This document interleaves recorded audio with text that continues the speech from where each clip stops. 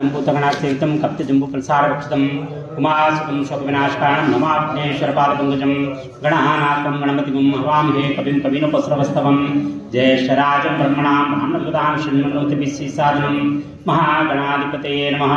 वागब्धाविसंवृत्तवागप्रतिपत्तये जगदोपितरवन्दे पार्वती परमेश्वरं गुरवे सर्वलोकानां विश्वे गौरवाणां यदे सर्वविद्यानां दक्षिणामूर्तये नमः। ओम श्री शंभुलिंगेश्वराय नमस्ते। परमेश्वर स्वरूपమైనటువంటి సభకి నమస్కారం చేస్తూ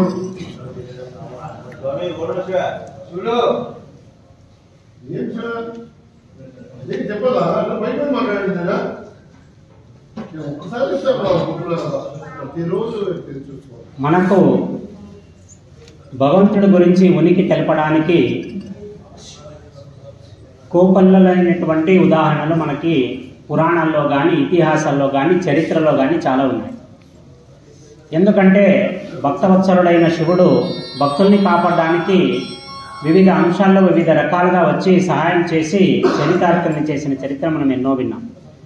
ఇంతకుముందు మనం ప్రస్తావించినట్లు 63 మంది నాయనార్లలో 63 మందిని సాక్షాత్ పరమశివుడే తన శివగణాల్లో చేర్చుకున్నాడు.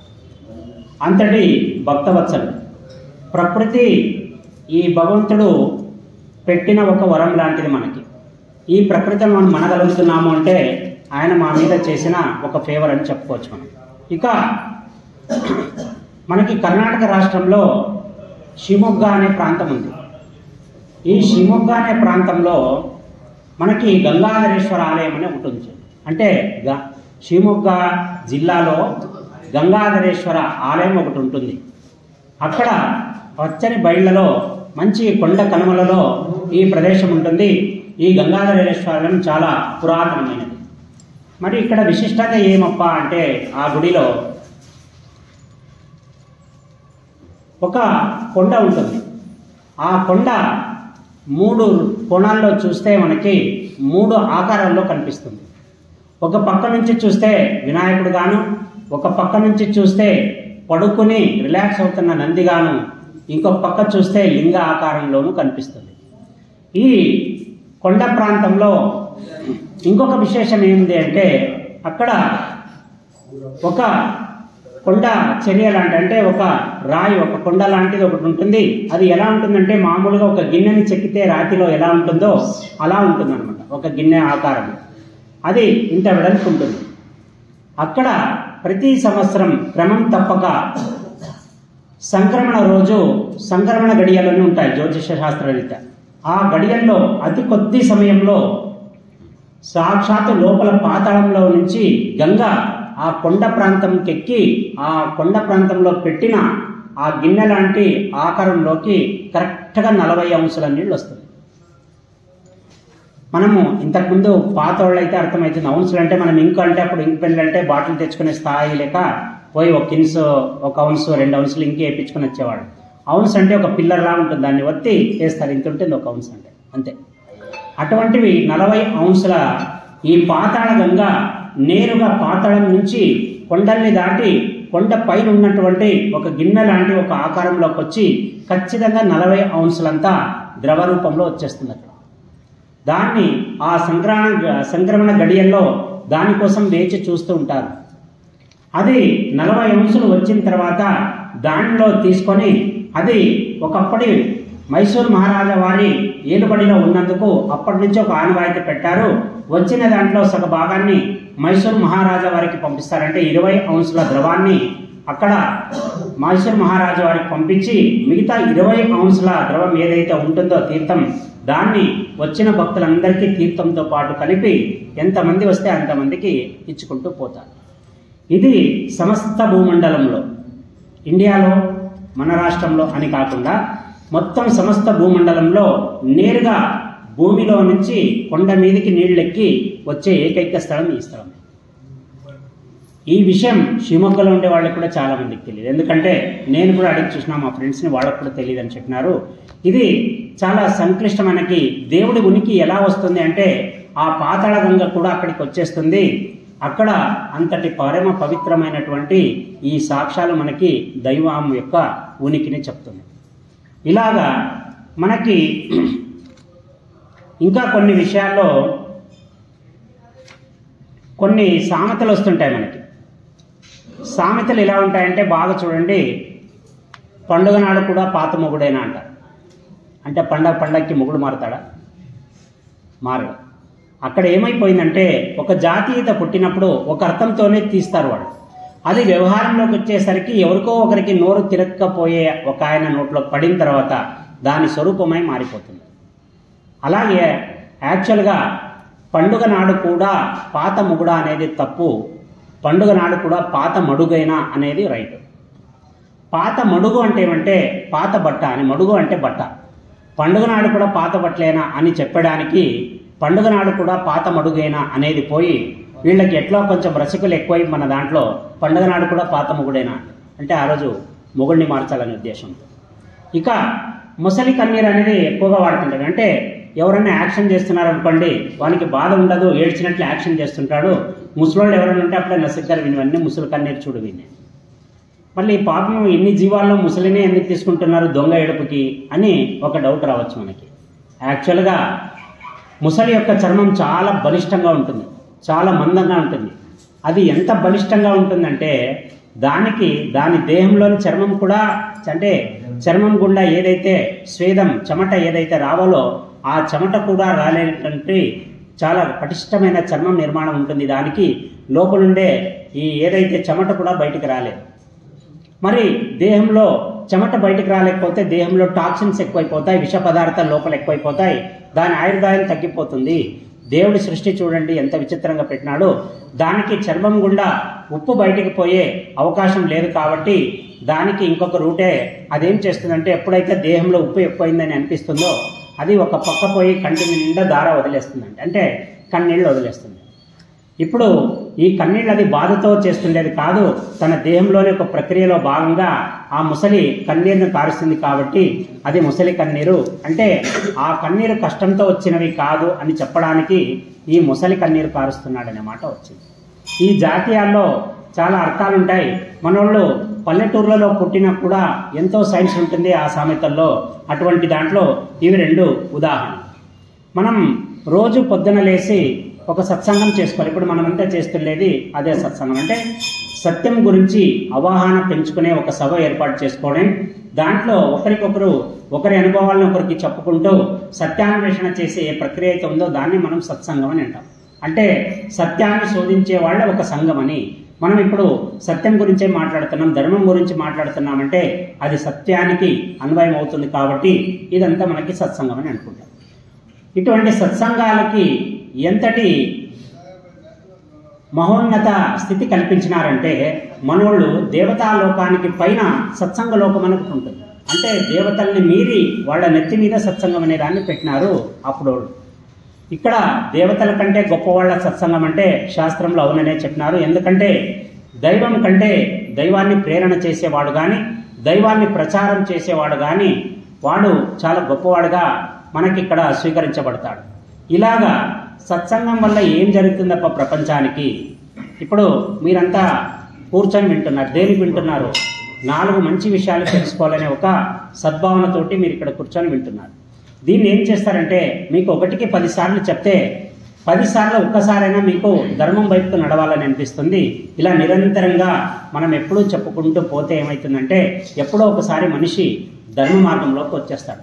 ఒక్కసారి ఆ దారి పట్టినవాడు మళ్ళీ పక్క దారికి వెళ్ళలేడు. ఎందుకంటే అది అంతటికి ఎక్కిస్తుంది. తప్పు చేయడం వల్ల ఎంత ఆత్మన్యూనతా భావం ఉంటుందో నిజం చెప్పడం వల్ల అంతటి గాంభీర్యం వస్తుంది మనిషికి. అటువంటి ధర్మ మార్గానికి వెళ్ళడానికి సత్సంగం చాలా ఉపయోగపడుతుంది.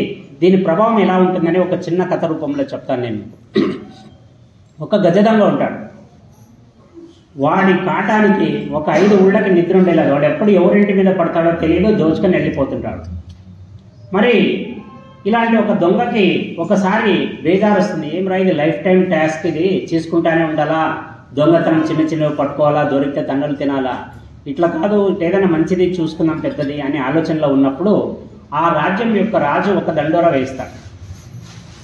ఏమి ఆ దండోరా అంటే ఈ రాజ్యంలో ఉన్నటువంటి సన్యాసులకు అలాగే ఎవరైతే కాషాయం ధరించిన మహానుభావులు ఉన్నారో వాళ్ళందరినీ ఒకసారి సన్మానించదలిచాను, నాకు చేతైనంత సత్కారం చేసి మీకెవరికి ఆలోచించినటువంటి ఒక బహుమతిని నేను పెడుతున్నాను అని చెప్పేసి ఒక దండోరా వేయిస్తాడు. ఆ దండోరా వింటానే చాలా మంది సాధువులు సరే సరే ఏదో రాజుగారి విధి ఉంది అని చెప్పేసి ఒకవేళ పోయి ఆ కార్యక్రమంలో హాజరైదామని చెప్పేసి చాలామంది ఆ రాజ్యంలో ఉండే వాళ్ళంతా సన్యాసులు సత్పురుషులు అందరూ వచ్చేసి ఏదో గొప్ప యజ్ఞాన్నే పెట్టినట్టున్నాడు ఈయన రాజు, అందుకే ఇటువంటి పిలుపులు వస్తున్నాయి కాబట్టి అందరూ ఒకసారి పోయి చూసిద్దామని చెప్పేసి మొత్తానికి వెళ్ళి ఆ రాజుగారు ఏర్పాటు చేసిన ఒక బ్రహ్మాండమైన ప్రక్రియలో కూర్చుంటారు. అక్కడ కూర్చున్న తర్వాత ఈ దొంగ అప్పుడు ఒక చిన్న దొంగతనంలో ఇరుక్కొని అక్కడి నుంచి పరిగెడుతూ వస్తే ఆయన ఇద్దరు బట్టలు వెంబడిస్తారు. అప్పుడు ఆయనకి అర్థమైపోతుంది ఇక్కడ దొరికితే నన్ను లోపలేసేది గ్యారంటీ, ఎట్లా ఒకటి చేసి తప్పించుకోవాలని చెప్పేసి ఆయన తన ఒంటి మీద బట్టలన్నీ విప్పేసి ఒక సాధు ఒక దగ్గర స్నానానికి ఉపక్రమించే ఆ బట్టలు తీసుకొని ఈయన కట్టుకొని పక్క నుండి విభూతిని రాసుకొని ఆ మందుల లోపలికి వెళ్ళిపోతాడు. ఎప్పుడైతే ఈయన ఆకారం చూస్తారో ఎవరు ఆయన దొంగ అని అనుకోరు, ఆయన బట్టలు గిట్టలు చూసి ఏదో సాధు అనుకుని లోపల పంపించేస్తారు. ఈయన పోతాడు, అంతా ఫుల్ అయిపోయి ఉంటుంది. ఒక మంచి మహానుభావులు ఒక 4 సన్యాసులు కూర్చొని ఉంటారు, వారి మధ్య ఒక ప్లేస్ ఉంటుంది. ఆయన పోయి అడుగుతారు, ఏమయ్యా ఆడ కూర్చోవచ్చా? రా కూర్చోబెడతారు. అక్కడ ఈయన కూర్చున్న కొద్దిసేపటికి ఆ దేశపు రాజు వచ్చి ఒక అనౌన్స్మెంట్ చేస్తాడు, అయ్యా మీరు నా పిలుపు మేరకు ఇక్కడికి వచ్చి నన్ను దండనే చేసినారు, మీకు అందరికీ కృతజ్ఞతలు. ఇప్పుడు నేను చెప్పదలుచుకున్నది ఏది అంటే సన్యాసులకు సత్కర్మ చేసే వాళ్ళకి సత్కారాలు చేస్తే రాజ్యం సుభిక్షంగా ఉంటుందని మా రాజగురువులు చెప్పినందుకు నా చేతనైనంత దాన ధర్మాలు కానీ పూజాది కార్యక్రమాలు కానీ మీచే చేయించాలనుకుంటున్నాను, మీరు దయచేసి దీనికి సహకరించాలా. అందరూ మంచిది చేస్తాం, అదే పనికే మేము ఉన్నాం. ఇక నెక్స్ట్ ఒక కోరిక కోరుతాడు. ఇది ఇప్పుడు నేను అడిగే కోరిక మీకు విచిత్రంగా అనిపించవచ్చు, కానీ ఇది కొంచెం మీరు దాని గురించి ఆలోచన చేసి నాకు తగిన సూచన ఇవ్వండి అని చెప్తాడు. ఆ కోరిక ఏమంటే అతని కూతురు అన్ని సంవత్సరాలుగా పెళ్లి వద్దనుకున్న పాప అక్కడికి వచ్చిన ఆ సన్యాసులలో ఎవరో ఒకరిని చూసుకొని చేస్తే ఇక్కడ అందరి ముఖాలు వెలిగిపోతున్నాయి, మంచి సత్యంతో ధర్మంతో వాళ్ళ ముఖాలు కళకళలాడుతున్నాయి, దీంట్లో ఎవరైనా ఒకరిని మెచ్చుకుంటే వాళ్ళు కనుక ఒప్పుకుంటే నేను వాళ్ళని చేసుకుంటానని చెప్పింది. అది జస్ట్ ఇప్పుడే నేను ఇక్కడికి వచ్చి కూర్చున్న తర్వాత చెప్పింది కాబట్టి ఈమె మళ్ళీ పెళ్లి ఒప్పుకోవాలంటే కష్టమే. ఈ ప్రక్రియలోనే మీ దాంట్లో ఎవరైనా మంచి సన్యాసి నా కూతుర్ని పెళ్లి చేసుకోదలుచుకుంటే కొంచెం ముందుకు రండి అని చెప్తాను. అప్పటి వరకు కూర్చున్న సాధువుల్లో 50% మంది లేచి, అయ్యా మేము ఇటువంటి ప్యాకేజీల కోసం ఇక్కడికి రాలేదు, మా పద్ధతి వేరే ఉంది, మా ఆచారం వేరే ఉంది, మేమైతే వెళ్ళిపోతున్నాం అని చెప్పేసి అక్కడి నుంచి సగం మంది వాళ్ళ ఊర్లోకి వెళ్ళిపోతారు.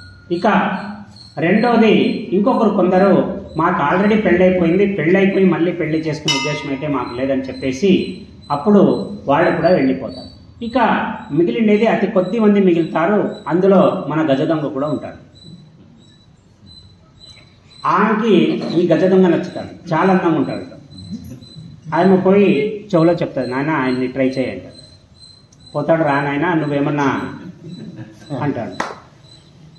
ఆయన లేదు నాకు అట్లా ఆలోచన ఏం లేదు అంటాడు. లేదు నాయన నీకు ఇంకా ఆఫర్ చెప్పలేదు, నేను బంపర్ ఆఫర్ ఉంది, ఇప్పుడు కన్నా నువ్వు పెళ్లి చేసుకుంటే నాకుండేది ఒకే కూతురు, ఆ కూతురు బాగుండాలని చెప్పేసి నేను ఇంత తాపత్రయపడుతున్నాను. మామూలుగా అయితే నేను అర్ధరాజ్యం ఇవ్వాలని అనుకున్నాను సంకల్పము, కానీ నిన్ను నా కూతురు రివర్స్ మెచ్చుకునింది కాబట్టి నీకు ముక్కాల రాజ్యం ఇచ్చి ఒక పావులలో యాదో ఒక మూలకు నేను పడి ఉంటానని చెప్తాను. అప్పుడు దొంగ అంటాడు, అయ్యా మీకు ఒక నిజం చెప్తాను, నేను వృత్తిరీత్యా ఒక గజ దొంగని. నేను ఒక దొంగతనం నుంచి తప్పించుకోవడానికి వచ్చి నేను మీ మధ్యలో కూర్చున్నాను.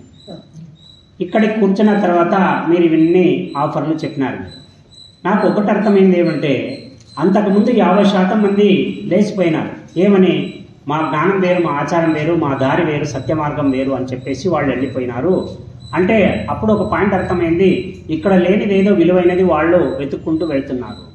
రెండో పాయింట్, వాళ్ళు మేము పెళ్లి చేసుకున్నాం, మేము చేసుకోలేము, అయినా మాదొక ఉత్కృష్టమైన గురితో మేము చేసుకుంటున్నాము అని చెప్పేసి వాళ్ళు వెళ్ళిపోయినారు. అప్పుడు అర్థమైంది వాళ్ళకు కూడా ఇక్కడ ఏదో దొరకలేదు, దీనికంటే విలువైనది ఏదో వాళ్ళు కోరుతున్నారు, వాళ్ళు దాని అన్వేషణలో ఉన్నారు, వాళ్ళు కూడా అలా వెళ్ళిపోయినారు.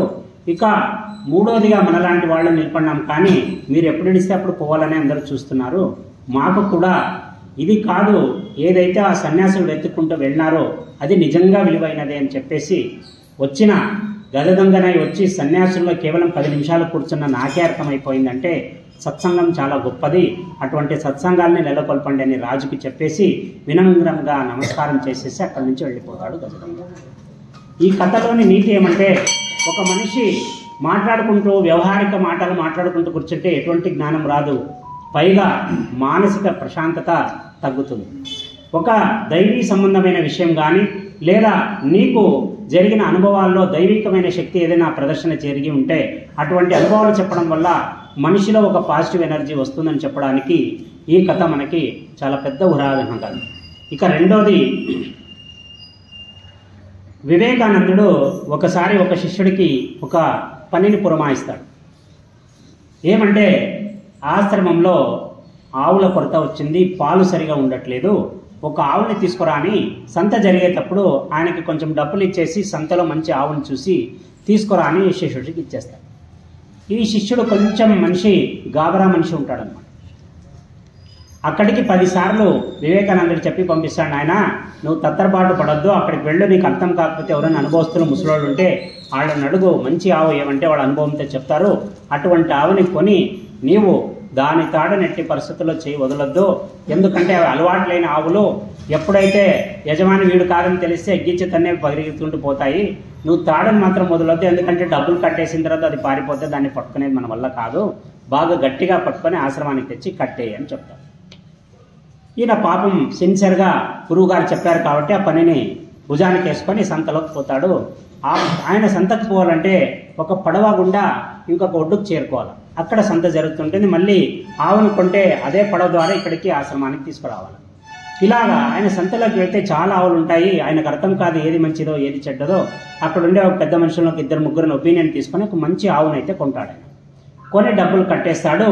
ఆయన ఆవు తీసుకొని వచ్చేటప్పుడు అది చాలా మొరాయిస్తుంది వచ్చేకి, అరే రేది గురువు చెప్పినాడు కరెక్టే, ఇవి చేయికి నిడిస్తగినా మా గురువు వేస్తాడేటో, ఎందుకైనా మంచిదని చేతికి బాగా తీసి గంటు కట్టుకొని ఇస్తాడు. దానికి ఎట్లా పోతే అట్లా లాక్కొని పోన్నాను నేను.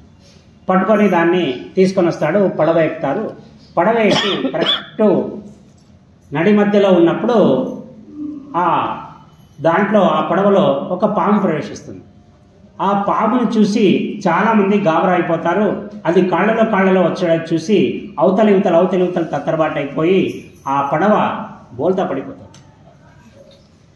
పడిపోతే అక్కడ బాగా చూడండి, గంగలో ప్రయాణం చేసేవాళ్ళు 100% ఈత నేర్చుకుని ఉంటారు. వాళ్ళందరూ సాఫీగా అదేదో కామన్గా జరిగేదే అనుకున్నట్టు ఈత కొట్టుకుంటూ వచ్చి దడానికి బాగా నిలబడతారు. ఈయనకి ఈత రాదని శిష్యుడికి. ఈయన దుబుక్కుని పడిపోతాడు. వెతుకుతా ఉంటారు వీళ్ళు, ఏడాడ దొరకడు. అక్కడ ఉండేవాళ్ళు ఆ ఉధృతికి మేము కూడా చచ్చిపోతామని చెప్పేసి పక్కకు దడానికి వచ్చేస్తారు. చూస్తారు, శిష్యుడు మాయమైపోయి లేదు. పరిగెత్తుకుంటూ వచ్చేసి అరే ఈ ఆశ్రమం నుంచి మాటల్లో తెలుసుకొని ఉంటారు కదా, ఈ ఆశ్రమానికి తీసుకెళ్తున్నాడని వచ్చి స్వామి వారికి చెప్తాడు, స్వామి మీ శిష్యుడు ఇట్లా నీళ్ళలో మునిగిపోయినాడు. సరే ఎంత మూర్ఖుడు వాడు, అంత కష్టం ఉన్నప్పుడు దాన్ని పట్టుకొని చేతికి కట్టుకొని, లేదు మేము అప్పటికి చెప్పినాము ఎక్కేటప్పుడే చేతికి ఉండే కట్టు వదిలేసుకో, లేదంటే అది జాడిచ్చిందంటే నువ్వు కూడా దాంతోపాటు ఇరుక్కుంటావు అని చెప్పేసి ఆ మనిషి పట్టించుకోలేదు. అది మా గురువుగారు చెప్పినారు చేతితో పట్టుకొని ఉండాలని, అందుకే బాధపడతాడు. అరే నా మాట ఒక మంచి ప్రాణం తీసేసిందే, దాన్ని సందర్భోచితంగా ఆలోచన చేసింటే వాడు చేయి నడిపించుకొని ఉంటే ఎవరో ఒకరికి దొరికేవాడేమో అని అనుకొని పాపం పోయి దేవుని దగ్గర కూర్చుంటాడు. మైండ్ అప్సెట్ అయిపోతుంది, నా నుంచి ఒక వ్యక్తి ఇదైపోయినాడు కదా. కొద్దిసేపటికి తడిసి ముద్దైన శిష్యుడు ఆవుతో సహా వస్తాడు అక్కడికి. నీళ్ళన్నీ కారుతుంటాయి. అందరూ స్వామి వచ్చినాడు శిష్యుడు వచ్చినాడు అంటే బయటకు పోయి చూస్తాడు, బాగా తడిసి ముద్దయిపోయి ఉంటాడు.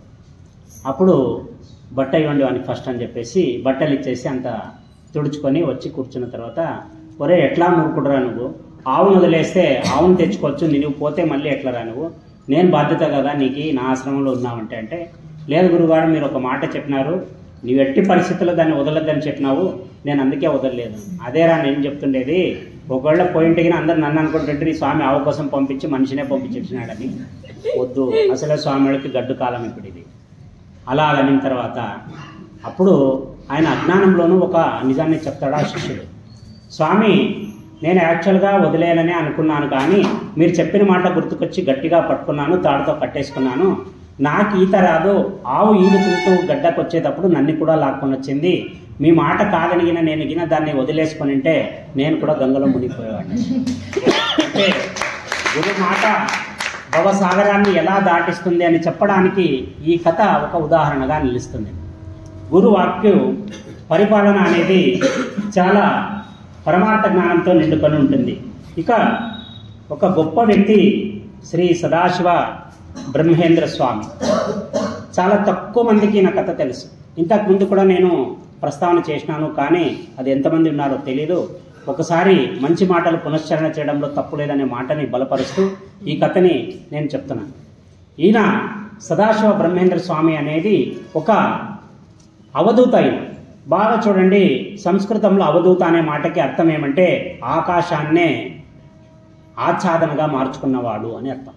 అంటే బట్టల మీద కానీ చేసే క్రియల మీద కానీ వాళ్ళకి ఎటువంటి అవగాహన ఉండదు. వాళ్ళు ఏం బుద్ధి పుడితే అది చేసేస్తున్నారు. ఒంటి మీద బట్ట ఉందో లేదో కూడా వాళ్ళు చూసుకోరు. అటువంటి తీక్షణమైన జ్ఞానం పొందిన వారిని మనం అవధూతలు అని అంటాం.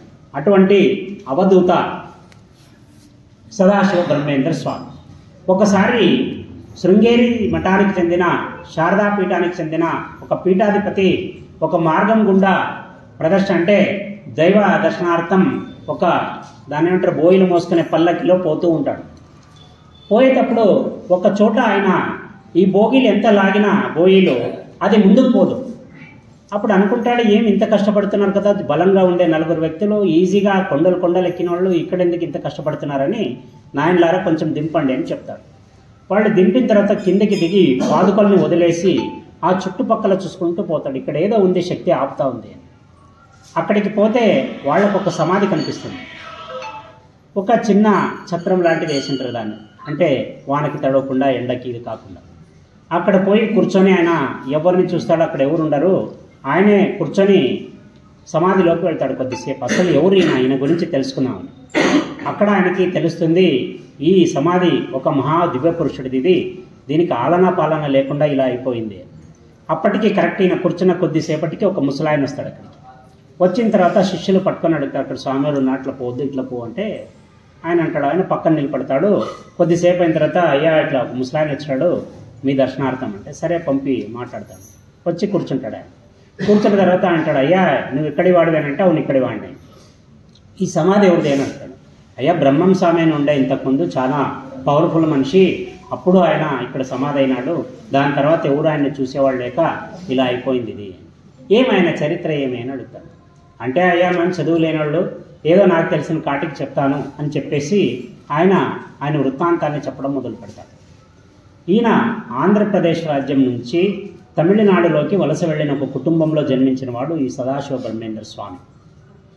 ఈయన బాల్యం నుంచి చాలా పోరు ఉంటే ఈయనకి ఎక్కడ ఒక దగ్గర నిలబడకపోతే తల్లికి చాలా పనులు ఉంటుంది. అప్పుడు వాళ్ళంతా సేమ్ పనులకు పోయేవాళ్ళు. అప్పుడు వీడు సతాయిస్తుంటే నాకు పని జరగదని ఏం చేస్తుంది, ఒకసారి కోపంగా ఒరే నువ్వు నా మాట వింటావా లేదా చెప్పమ్మా, నువ్వు 3 కోట్ల సార్లు రామా అనేంత వరకు నన్ను సతాయించద్దు అని చెప్తాను. ఆ పని అయిన తర్వాత రెండో పని చెప్తాను నీకు. ఆ పిల్లోడికి ఆమె ఏ అమృత ముహూర్తంలో చెప్తుందో ఆ మాటని కానీ 3 కోట్ల సార్లు ఆ పిల్లోడు రామ అనడంలో మొదలు పెట్టేస్తాడు. రామ రామ రామ ప్రతి పనిలో రామ రామ రామ 3 కోట్ల సార్లు అలా అనుకుంటానే ఉంటాడు. కొన్ని వారాలు నెలలు గడిచిపోతాయి కానీ ఆ పిల్లోనికి లెక్క తెలియక 3 కోట్లు అయింటుందో లేదో అనుకొని చెప్పుకుంటానే ఉంటాడు రామమా నామని. బాగా చూడండి, రామ అనేది ఒక క్యారెక్టర్ కాదు, రామ అనేది ఒక తారక మంత్రం. మనం రాముడు అంటేనే విల్లు బాణం పెట్టిన రాముడు గుర్తుకొస్తాడు. యాక్చువల్ బీజాక్షరంలో అతి పవర్ఫుల్ 2 అక్షరాలు అవి రామ అనే. అలాగా ఈ రామ అనే మాటని చెప్పి చెప్పి చెప్పి చెప్పి ఆ పిల్లోడిలో ఒక విచిత్రమైన దైవిక శక్తి ప్రవహిస్తుంది. ముఖం చాలా వర్చస్సుగా అయిపోతుంది, మంచి ఓజశక్తితో నిండిపోతుంది. అప్పుడు ఆ పిల్లోడిని చూస్తే ఎవరికైనా ఒక్క నిమిషం అలా స్టన్ అయిపోతుంటారు. అంతటి తేజస్సు వచ్చేస్తుంది ఆ పిల్లోనికి. ఆ పిల్లోనికే తెలియదు అంతటి తేజస్సు ఉంది. తల్లి చూసి సంతోషపడుతుంది, అరే వీడేదో ఇది అలవాటుగా మార్చుకున్నట్లున్నాడు, మార్చుకోలేని ఊరికైపోతుంది. అప్పటి నుంచి ఎప్పుడైతే మనిషి జ్ఞానాన్ని లోపలికి వెళ్ళిపోతాడో మాట అనేది చాలా తగ్గుతూ వచ్చేస్తుంది. అప్పుడు ఆ పిల్లోడు బయట వాళ్ళతో మాట్లాడడం తగ్గించేస్తాడు. ఎప్పుడు నిరంతర రామనామాన్ని జపిస్తూ ఆయన అందులోనే మునిగిపోవడం మొదలు పెడతాడు. ఇలాగా ఎప్పుడైతే ఆయనలో విచిత్రమైన శక్తి ఆవహిస్తుందో అప్పుడు తల్లికి అనుకుంటుంది వీడిని మంచి చదువుకి పంపించాలి, వీనికి జ్ఞానం ఉంది, బుద్ధిగా కూర్చుంటున్నాడు, మనలాగా కాకుండా వీడిని కొంచెం విద్యావంతుని చేయాలని చెప్పేసి తల్లి దగ్గరలో వాళ్ళకి శృంగేరి పీఠమే ఉంటుంది, అక్కడ శృంగేరిలో అందరికి విద్య నేర్పిస్తుంటారని తెలుసుకొని అక్కడికి పోయి ఆ గురువుల దగ్గర శిష్యరికానికి వదులుతుంది. ఎప్పుడైతే శిష్యరికానికి వదులుతుందో ఆ పిల్లోడు మౌనంగా ఉండే పిల్లోడు ఆ తేజస్సు చూసి ఆ గురువు కూడా ఆకర్షితుడవుతాడు. వీడిలో ఏదో శక్తి ఉంది, నేర్పించాల్సినవన్నీ ఈ పిల్లోనికి నేర్పియాలని చెప్పేసి విశేషమైన శ్రద్ధ పెట్టి ఆ కుర్రాడికి అన్ని విద్యలు నేర్పిస్తారు ఆ శృంగారి శారదా పీఠాధిపతులు. అయిపోయిన తర్వాత మనిషికి వస్తూ వస్తూ వస్తూ మంచి జ్ఞానవంతుడు అయిన తర్వాత ఒక వయసుకు వచ్చిన తర్వాత బాగా చూడండి, మనకి రక్తం అనేది మరుగుతుంటుంది. ఆ ఏజ్లో మనిషి ఏదైనా చేసేయచ్చు అని ఒక జీలు ఉంటుంది మనిషి. అటువంటి వయసులో ఉన్నప్పుడు దానికి ఈ విద్య వేదం అనేది జత అయిన తర్వాత ఆ శక్తిని పట్టుకోవడం ఎవరి తరం కాదు. అటువంటి పొజిషన్లో ఉన్నప్పుడు ఈ తోటి సహచరులు లేదంటే పక్క ఊరు నుంచి వచ్చిన ఎవరైనా విద్యార్థులు ఏమైనా పరీక్షల సమయంలో అటువంటి వాళ్ళతో తర్కానికి దిగడం మొదలు పెడతాడు ఆయన. అలా తర్కానికి దిగి దిగి ఏ స్థాయిలో అన్న పోని ఆ స్థాయిలో పెళ్ళి అవతల వాళ్ళని ఓడించేంత వరకు తర్కాన్ని ముగించేవాడు కాదు ఈయన. ఒకసారి ఒక దగ్గర ఊరు బయట జరిగే ఒక కార్యక్రమంలో మాట మాట పెరిగి ఈ తర్కానికి పోతారు. అక్కడ పండితులు కాదు, మామూలు జనాలు ఉంటారు, ఒక పెళ్లికి వచ్చిన జనాలు. ఆ జనాలతో ఈయన తర్కం పడేది చూసి వాళ్ళకి గురువుకి వచ్చి ఎవరో చెప్తారు, గురువు గారు మీ శిష్యుడు ప్రియమైన శిష్యుడు పోయి ఎవరో పెళ్లి వాళ్ళతో తర్కాన్ని పెట్టుకొని కూర్చున్నాడు, వాళ్ళు చూస్తే ఫుల్ మాసు నోటికి వచ్చినట్లు మాట్లాడుతున్నారు, ఈయన చూస్తే ఏదో చెప్తున్నాడు, మనకు అవసరమా గురువు గారు అంటే గురువు గారికి చాలా కోపం వస్తుంది. మన జ్ఞానాన్ని ఎప్పుడు అర్హత కలిగిన వాడి దగ్గర డిస్కస్ చేయాలా, అర్హత లేని వాడి దగ్గర డిస్కస్ చేయకూడదు. ఈ ప్రధాన నియమాన్ని వీడు ఎలా మరిచినాడు వీడు, నేను అందరికి చెప్పినట్లు వాడిని కూడా చెప్పినాను కదా, సరే నేనే పోతానని చెప్పేసి ఫస్ట్ ఒక పిల్లంతో చెప్పి పంపిస్తే ఆయన తర్కంలో లోతుబడిగా ఉండి ఆయన చెవిలోకి వేసుకోడు గురువు మాటను కూడా.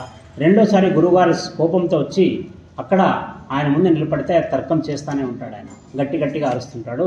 ఒక్కసారి కోపం వచ్చేస్తుంది, ఒరే మూర్ఖుడా, నేను చెప్పిన జ్ఞానం ఏమి చేస్తున్న పనేమిరా, వీళ్ళతో మాట్లాడితే నీకేం జ్ఞానం వస్తుందిరా, జ్ఞానవంతులతో మాట్లాడాలా, ఓడిపోయినా 4 విషయాలు తెలుస్తాయి నీకు, ఇటువంటి వాళ్ళతో మాట్లాడితే నీకేం వస్తుంది, నీకు ఎన్నిసార్లు చెప్పినా లేదు, ఈ రోజు నేను నిన్ను శాసిస్తున్నాను ఒక గురువుగా, ఈ రోజు నుంచి నువ్వు మాట్లాడకూడదు. ఎప్పుడైతే ఆ మాట అంటాడో నెత్తి మీద పిడుగు పడినట్లు అయిపోతుంది. ఇక ఏమీ మాట్లాడకుండా అక్కడి నుంచి తల ఉంచుకొని ఆశ్రమానికి వచ్చేస్తాడు. వచ్చిన తర్వాత నుంచి ఆయన అస్సలు మాట్లాడడం మానేస్తాడు. 1-2 సార్లు చాలామంది మాట్లాడే ప్రయత్నం చేసినా ఆయన ఒకటే అంటాడు, గురువు గారి ఆజ్ఞ అయింది, నేను ఇంకా మాట్లాడను. అలా ఉన్నప్పుడు కొద్ది కాలం తర్వాత ఆ మనిషిలో ఆత్మ పరివర్తన మొదలవుతుంది. అంటే గుంపులో ఉంటే మనం ఏది సాధించలేము, మనం వ్యవహారికం అంటే మనం బయటకు పోయి ఏకాంతంగా కూర్చొని జ్ఞానాన్ని సముపార్జన చేసుకోవాలి. అటువంటి టైంలో ఆయన ఏం చేస్తాడో మెల్లిగా ఈ ఆశ్రమం నుంచి విడబడి పక్కకి పోయి ఆయన సపరేట్గా ఏకాంతంలో కూర్చోవడం మొదలు పెడతాడు. అలా ఏకాంతంలో కూర్చొని వస్తూ అవధూత లక్షణాలు ఎక్కువైపోతాయి ఆయనకు. అంటే మైండ్లోనే చాలా విషయాలు మెదులుతూ ఉంటాయి ఆయనకి, ఏం చేస్తుంటాడో ఆయనకే తెలియని ఒక రామకృష్ణ పరమహంసుల వారు ఎలాగైతే సమాధి స్థితిని పొందేవారో అటువంటి స్థాయికి వెళ్ళిపోతాడు ఆయన. ఇక ఏం చేయాలో అర్థం కాదు, ఎక్కడుండాలో తెలియదు, ఏం చేస్తున్నాడో ఆయనకే తెలియదు. ఇలా తిరుగుతూ ఉన్నా కూడా ఎప్పుడు పొరపాట్లో కూడా ఒక మాట మాట్లాడు, ఎందుకంటే గురువుకి తాను ఇచ్చిన గురుదక్షిణగా భావిస్తాడు ఆయన. అలా అయిపోయిన తర్వాత కొద్ది కాలానికి అలాగా రోజులు గడుస్తూ ఉండే కొద్దీ ఒకసారి తిరుగుతూ ఒక ఉద్యానవనం కనిపిస్తుంది. అందులో రంగురంగుల పూలు ఉంటాయి. ఆ పూలని చూసుకుంటూ ఆ తోటలోకి ఎంటర్ అయిపోతాడు. అక్కడ 2 కాపలాదారులు ఆయన్ని చూసుకోరు. అప్పుడు ఈయన ఒంటి మీద ఏమీ ఉండదు. ఒక దగ్గర నడుస్తూ ఉన్నప్పుడు ఒక ముళ్ళ కంచెకి ఆ లుంగి ఇరుక్కొని అది కూడా వెళ్ళిపోయి ఉంటుంది. ఏమేమీ లేదు, ఒక గోచి తప్ప ఒంటి మీద ఏమీ ఉండదు. ఆయన అలాగే ఆ ఉద్యానవనంలో వెళ్తూ అలాగా తిరుగుతూ ఉంటాడు. రకరకాల పూలని చూసి ఏదో ఆలోచన చేస్తూ వస్తూ ఉంటాడు. అప్పుడు ఆ ఉద్యానవనం ఒక నవాబుకి సంబంధించింది. అంటే ఒక నవాబు అప్పుడు పాలిస్తుంటాడు ఆ గ్రామాన్ని, ఆయనకు సంబంధించిన పర్సనల్ ఉద్యానవనం అది. ఆ ఉద్యానవనంలో పువ్వుల్ని చూసుకుంటున్నప్పుడు అతను సడన్గా ఈ సదాశివ బ్రహ్మేంద్ర స్వామికి ఎదురుగా ఆ నవాబు 2 భార్యలతో సహా కనిపిస్తాడు. కనిపించే లోపల ఈయన నగ్న శరీరాన్ని చూసి వాళ్ళు పక్కన అవతలు తిరిగేస్తారు ఆడోడు.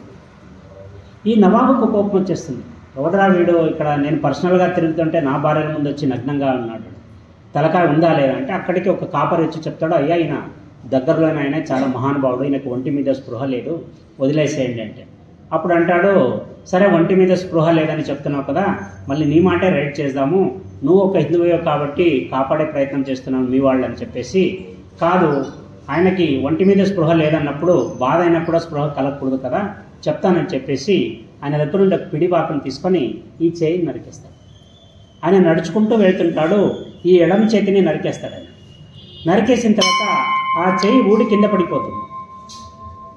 ఈయన అలాగే వెళ్తుంటాడు, అవే పూల్ని చూసుకుంటూ, అసలు ఏదైనా జరిగిందా లేదా అనే ఒక ఇది కూడా స్పృహ లేకుండా ఆయన అలాగే పూల్ని చూస్తూ ఏదో మాట్లాడుకుంటూ ఆలోచన చేసుకుంటూ వెళ్తూ ఉన్నప్పుడు ఆ చెయ్యి ఆయనకి నవాబుకి ఆశ్చర్యం అయిపోతుంది. ఇంతటి చెయ్యి తెగి పడితే కనీసం అని కూడా అనలేదు కదా ఈ మనిషి, అరే నేను పొరపాటు చేసేసినానే, నిజంగా మహానుభావుడు ఉన్నట్లున్నాడు ఈయన అని చెప్పేసి ఆయన తటాలను వచ్చి స్వామివారి పాదాలని గట్టిగా పట్టుకొని ఏడవడం మొదలు పెడతాడు.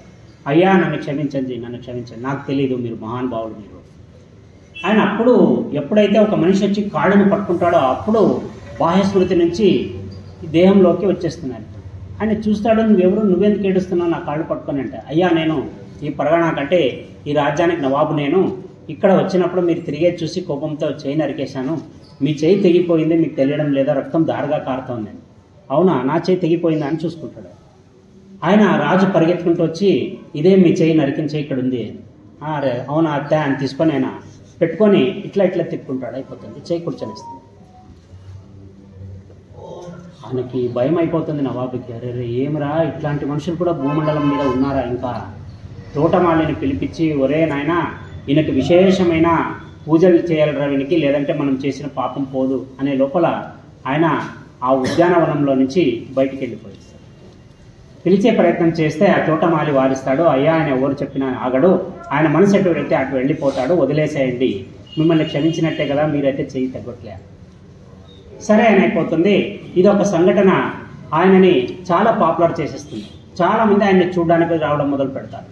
ఇప్పుడు ఇలాగా రావడం మొదలు పెట్టిన తర్వాత ఆయనకి ఏకాంత భంగం కావడం మొదలు పెడతారు. సరే నేను చేసి తిప్పి తిప్పి తిప్పి తిప్పి ఒక దగ్గర వచ్చి ప్రశాంతంగా ఒక దగ్గర కూర్చున్నప్పుడు, ఇంతకు మునుపు ఆయన మాట్లాడేటప్పుడు ఆయన తర్కంలో ఘోరంగా ఓడిపోయిన ఒక వ్యక్తి ఈయన్ని వెతుక్కుంటూ వస్తాడు. ఎందుకంటే అప్పటి నుంచి ఇప్పటి వరకు మౌన దీక్షలో ఈయన ఉన్నాడే, ఈ మౌన దీక్షని ఎలాగైనా భంగం చేపించి ఈయన్ని పుణ్యంలో నుంచి పాపంలోకి చేయాల వచ్చి చెప్తాడు. ఈయన ప్రశాంతంగా కళ్ళు మూసుకొని కూర్చోనంటే వచ్చి తడిమి తడిమి లేపుతారు. ఆ రోజు ఓడించినావు కదా తర్కానికి, ఈ పొద్దు వచ్చినాను, ఈ పొద్దు ఓడిను. రకరకాల ఆయన వింటున్నాడో వినడో తెలీదు, రకరకాలమైన ప్రశ్నలు వేస్తూ పోతాడు. ఆయన ఊరికే వింటుంటాడు, ఏం మాట్లాడతాడు, నాకు మాట్లాడడానికి లేదు, వీడు ప్రశ్నలు అడుగుతున్నాడు, చెప్పకపోతే అవమానము. లాస్ట్కి వాడు ఒక మాట అంటాడు, నీవే గనక నిజంగా ఆ గురువు దగ్గర నిజమైన విద్య సంప్రాప్తించుకుంటే నువ్వు జవాబు చెప్తావు, లేదంటే మౌనంగా ఉండిపోతావు. అప్పుడు నీ గురువు కూడా అసమర్థుడని నువ్వు ఒప్పుకోవాలను, నాకు నీ సమాధానం చెప్పకపోతే, ఈ సమాధానం నా చెవిలో పడకపోతే నీ గురువు అసమర్థుడని నువ్వుగా ఒప్పుకున్నట్లు. అప్పుడు చూడండి ఎంతటి విపత్కర పరిస్థితి. ఏ గురువు కోసమైతే ఆయన మౌనాన్ని దీక్షగా వహించాడో, ఏ గురువుకి దక్షిణ మౌనాన్ని ఇచ్చినాడో, అదే గురువు ఉనికి కోసం ఇప్పుడు మాట తెరవాల్సి వస్తుంది. మాట తెరిస్తే గురువుకి అవమానం జరిగిపోతుంది. ఒక్కసారి భగవంతుడిని తలుచుకుంటాడు, ఏమయ్యా ఈ విచిత్రమైన పరిస్థితి, నేను ఇక్కడ ఉన్నా కూడా నన్ను వదలడం లేదా అని ఆకాశం వైపు చూస్తూ ఒక్కసారి చుట్టూ చూస్తాడు. ఒక చాకలి రేవు దగ్గరలో ఉంటుంది. ఒక చాకలి వాడు ఆ చాకలి బండకి కొడతా ఉంటాడు బట్టలు. అప్పుడు వాడిని చప్పట్లు కొట్టి గట్టిగా పిలుస్తాడు, రా రా రా. ఎప్పుడు ఎవరితో మాట్లాడే వ్యక్తి కాదు, ఏం ఈరోజు నన్ను పిలుస్తున్నాడు స్వామిని వెనకలు చూసుకుంటాడు. ఈయన నిన్నే రా అంటాడు. పరిగెత్తుకుంటూ వచ్చి మోకాల మీద కూర్చుంటాడు. తుండుగుడ్డ నెత్తికుంటే తీసి భుజానికి వేసుకొని తల ఉంచుకొని కూర్చుంటాడు. కూర్చున్న తర్వాత అప్పుడు అని అంటాడు, ఇట్లా రా ముందుకు రా అని ఇట్లా ముందు కూర్చోబెడతాడు. వాడిని తర్కం చేసే వాడిని పక్కన కూర్చోబెడతాడు. అప్పుడు వాడిని నెత్తి మీద 3 సార్లు తట్టి వాడిని నాలుకను బయట తీయమని చెప్తాడు. ఎప్పుడైతే ఆ నాలుకను బయట తీస్తాడో ఆ నాలుక మీద తను కళ్ళతో ఈ వేలును అద్దుకొని అక్షరాలు రాయడం మొదలు పెడతాడు. ఆ నాలుక మీద ఎలాగైతే అక్షరాలు రాసి మొత్తం అయిపోయిన తర్వాత మళ్ళీ తలని 3 సార్లు ముట్టి చెప్పు అంటాడు. ఆయన అడిగిన ప్రతి ప్రశ్నకి జవాబు ఈ చాకలి వాడు చెప్తాడు. ఒక్కసారిగా తర్కం చేసేవాడికి భూమి కంపించినట్లయితే, ఒరే ఒరే ఒరే ఇంత పెద్ద మహానుభావుని ఆయన ఇక్కడ కౌంటర్ చేసిందని చెప్పేసి గట్టిగా కాళ్ళు పట్టేసుకుంటాడు. దాని ద్వారా మళ్ళీ ఆయన అక్కడి నుంచి మౌనంగా లేస్తూ నవ్వుకుంటూ అక్కడి నుంచి వెళ్ళిపోతాడు. ఇది మనకి క్లుప్తంగా తెలిసిన కథ. ఇటువంటి మహానుభావులు ఈ పుణ్యభూమి మీద కోకల్లలుగా పుట్టినారు. చాలామంది చరిత్రలు తెలియదు. ఆ రోజు శంకరమఠానికి అంటే శృంగేరి శారదా పీఠానికి సంబంధించిన ఆ పీఠాధిపతి గనక అక్కడికి పోకపోయి ఉంటే ఈ రోజు వరకు మనకి ఈ కథ జరిగేది. ఇటువంటి కథలు మనకు చాలా ఉన్నాయి. అటువంటి మహానుభావులు మన చుట్టే ఉన్నారు. చూడగలిగే మన కళ్ళు కావాలా, గౌరవించే మన భావన కావాలా, ఇవి రెండు ఉంటే వాళ్ళు ఎప్పుడు మన చుట్టే ఉంటారని చెప్పడానికి ఈ కథ. చెప్పొచ్చా? చిన్న జోక్, చిన్నవి రెండు చెప్తాను. పెద్దది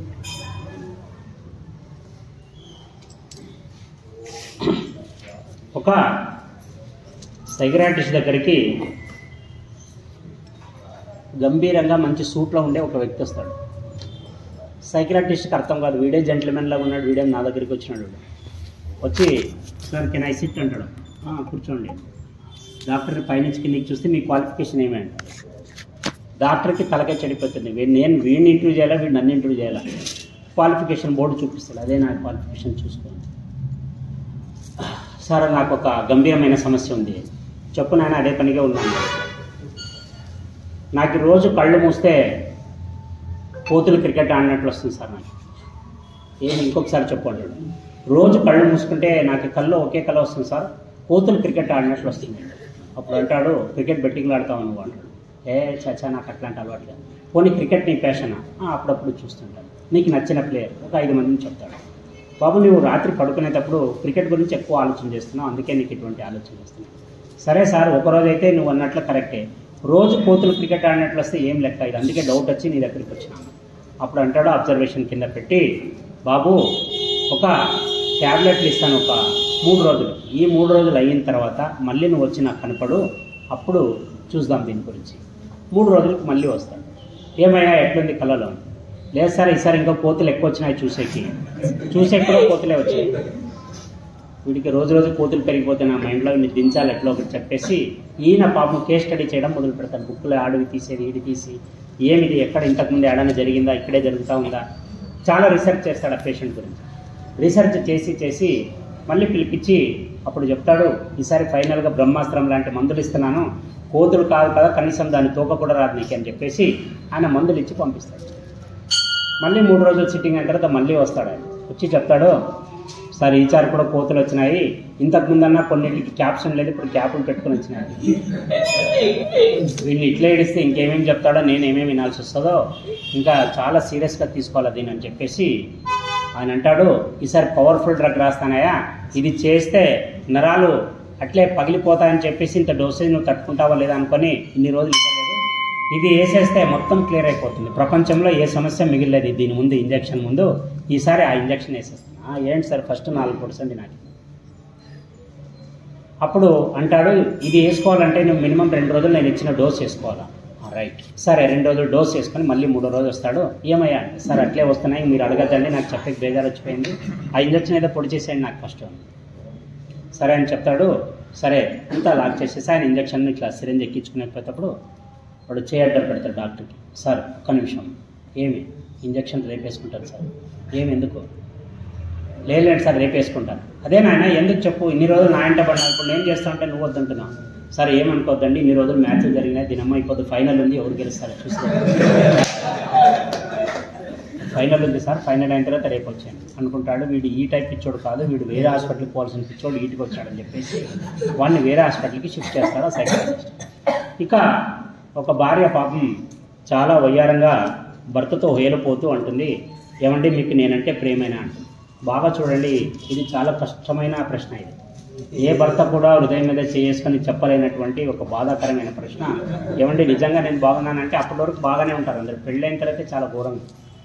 అప్పుడు నువ్వేం బంగారం ఉన్నట్లు, నాకు నువ్వు వచ్చిన తర్వాత నాకు అంతా కలిసి వచ్చింది, అప్పుడు గోచి కూడా ఉండలేదు, ఇప్పుడు మొత్తం అన్నీ ఉన్నాయి. ఆమె చాలా మురిసిపోతున్నారు. ఏమండి నేను అడిగితే ఏమైనా తెచ్చిస్తారా? నువ్వు అడిగి చూడు అంటాడు. మధ్యలో దీనికి భయం ఏం అడుగుతుందో. అప్పుడు అంటుంది, నేను అడిగితే చందమైన తెచ్చిస్తారనుకో. ఎట్లా మాట అంటావు నువ్వు అని చెప్పేసి మంచి పండు వెన్నెల రాత్రి ఉంటుంది. లాగా పోయి అక్కడ ఒక అద్దాన్ని తీసుకొని వస్తాడు. అద్దాన్ని తీసుకొని వస్తే ఓహో నా మొగుడు మంచి తెలివైన వాడే, చందమామని అడిగితే అద్దంలో చందమామని చూపించి ఇదే నువ్వు అంటాడేమో, మంచి తెలివైన వాడే అని ఏమనుకుంటుంది. వాడు తెచ్చి అద్దాన్ని చేతికిస్తాడు. ఇప్పుడు ఆమె కింద చూసినప్పుడు చందమామ ఈ అద్దంలో కనిపిస్తుంటుంది. నా ముఖం అని చెప్తావు కదా అంటే, నీ ముఖం చూసుకో ఫస్ట్, నీకు చందమామ కావాలంటాడు. అలాగా ఒక్కొక్కసారి నిజం మాట్లాడడం కూడా అపాయం. మళ్ళీ అట్లా పని మీరు చేశారు, చేయొద్దండి అని చెప్తూ ఈరోజు ముగించి మళ్ళీ రేపు మాట్లాడుతున్నాం.